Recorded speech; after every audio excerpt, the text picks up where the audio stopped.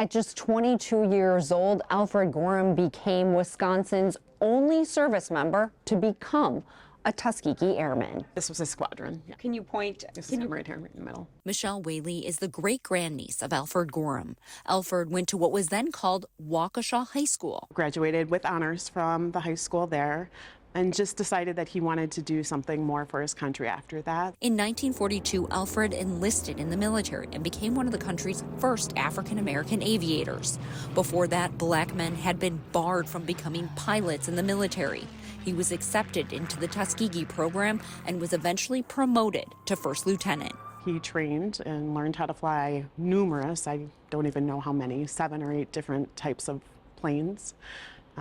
And he ended up flying the P-51s when he was in service. He served in Europe and Africa, earning recognition for his flying skills. He was shot down in Hungary and became a prisoner of war in Germany until the end of World War II.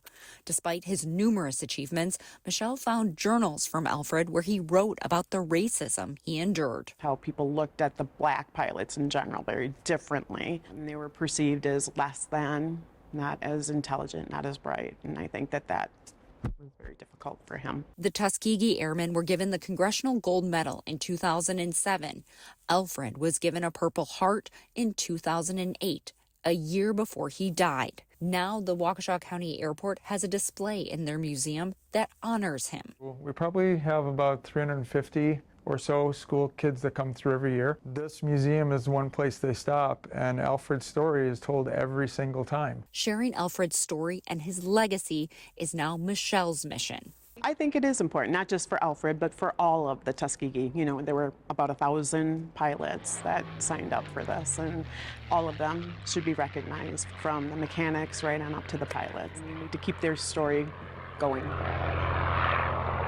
And Alfred's story isn't over. While we were talking to Michelle, she donated these 2 cameras Alfred had while he was in the service to Waukesha County, and we realized there's still film in at least one of the cameras.